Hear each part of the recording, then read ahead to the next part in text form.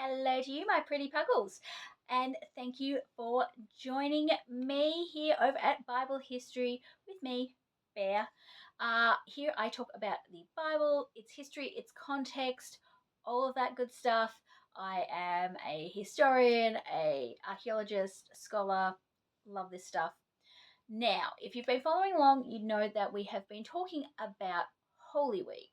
So, this today's topic is, will the real Mary please stand up? Now, we're focusing on the story of the woman who anoints Jesus with the expensive perfume slash oils. Now, this event occurs in all four of the Gospels. However, Luke does place this at the start of Jesus' ministry, whereas the other three place it at the end, although there is some reason to suggest that these should be viewed as one singular event. So, basically, what we have is Jesus is at a dinner with friends and his disciples and some other people, and they're talking and having a good time, reclining, the like, as you do at a dinner. And a woman comes in and she anoints Jesus with this very expensive oil. I have a sample of it here. It's called spikenard. Kind of smells like my grandma's old perfume, if you can imagine that. But it's actually quite nice. I bought it in Israel a few years back. But this particular oil was very expensive. And the disciples start to murmur amongst themselves, talk amongst themselves.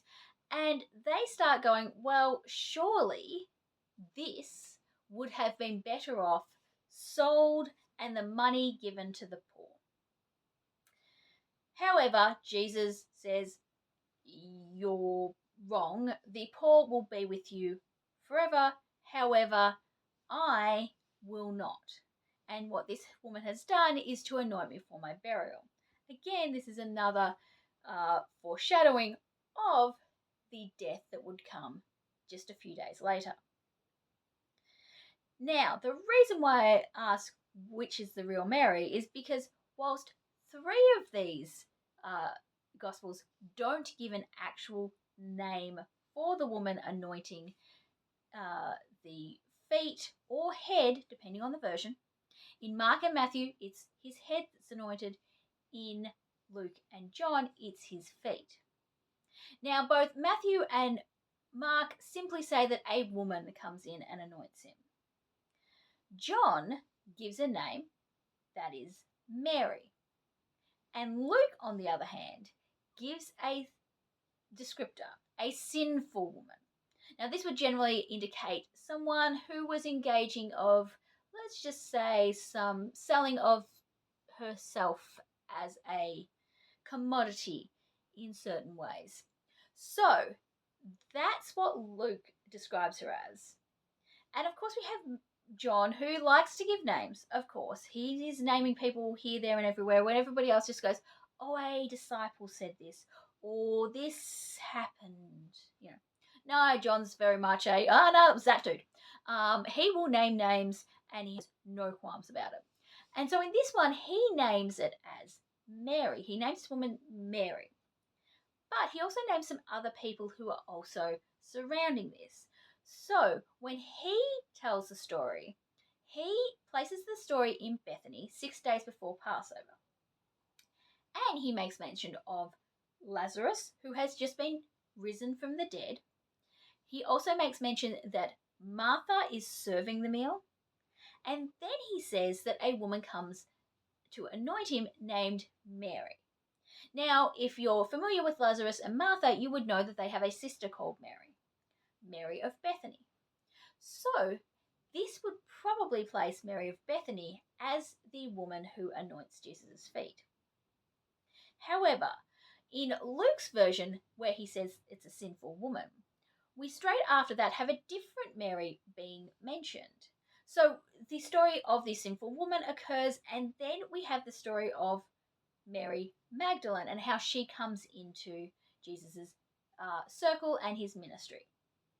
So, people in the past have associated Mary Magdalene and then said, well, John says it's a Mary, so Mary Magdalene must be the sinful woman in Luke. This has now been seen as being a innocent mistake by some, by others it was seen as a conspiracy theory. Now, Pope Gregory I said that this clearly shows that Mary Magdalene was the sinful woman. She was the sinful woman, thus, Mary Magdalene was clearly a prostitute. This is not necessarily what we see if we really look at these stories. First off, Luke doesn't give a name. And when we do have a name in the face of Mary, it is in connection with Lazarus and Martha, so it's much more likely to be Mary of Bethany. Now, the problem with this, of course, is that there are so many Marys mentioned. So many. In fact, we have at least 7 mentioned in the Gospels. We have Mary, the mother of Jesus, Mary Magdalene, Mary of Bethany, Mary, wife of Clopas. We have so many that it is difficult to keep track of them. In fact, in some cases, the Marys are just referred to and the other Mary. Well, which other Mary? It gets confusing. So this mistake may have been innocent, although many stories have surrounded this. Mary Magdalene plays a huge role in the resurrection story. She is the first to tell the disciples that Jesus has risen. She is the first that Jesus appears to. So many people saw this as a way to discredit Mary, a way to minimize her position in the church and in church history.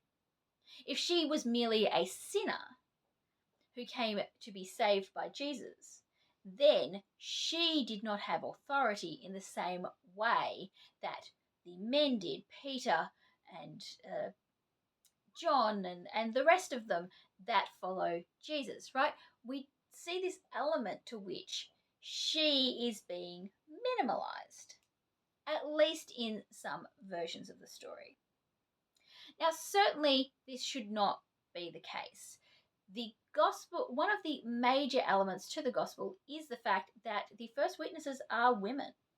The witnesses to his death are women, and the witnesses to his resurrection are women, which is extraordinarily weird in the ancient world, particularly in the Roman world, because women were not, strictly speaking, allowed to give evidence because they weren't considered trustworthy. So the idea that we consider these women's testimony as trustworthy is saying something, or it's either truthful or they're using a very lacking, person to actually fabricate. In fact, if you were trying to fabricate it, there is some suggestion that you would probably place men there rather than women. So, we have all of these Marys. We have had a number of issues in regards to identifying them. So, can this tell us something about the ancient world? Well, we actually know from studying burials of this period, from the 3rd century to the 2nd century, 3rd century BCE to the 2nd century CE. There was a study done on the names on ossuaries and burials in this period, in this region. And what we find is that amongst female named burials, 1/4 of them have the name Mary, which is a bit harsh given that the name means bitter. I'm like, yeah, surely you could give a name that means something a little bit nicer, potentially, to your daughter, but this seems to be the most popular name at this time. So, it is by no means surprising that there are so many Marys that exist in the New Testament world. In fact, in some ways, it would be very odd if there were not quite so many. But it would certainly be far less confusing. So, to wrap it up, I think what we're seeing in this story is Mary of Bethany. Now, I don't think by any means that I would consider her to be, as Luke describes her, a sinful woman. In fact, I just don't like to adhere that idea to anyone. And particularly that gets troubling when we're talking about Mary. Obviously, Mary of Bethany is famous for a couple of stories in the Bible.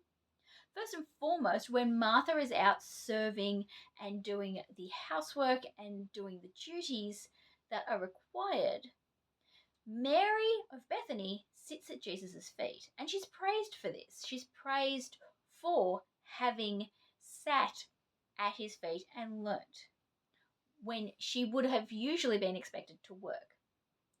Equally, she also has a far more extreme reaction in regards to her brother's death.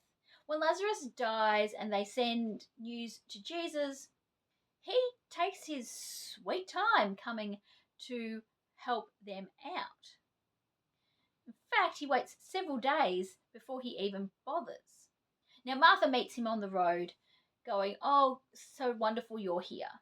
When he finally sees Mary, she's pissed. She's all like, "This wouldn't have happened if you'd turned up. Where have you been?"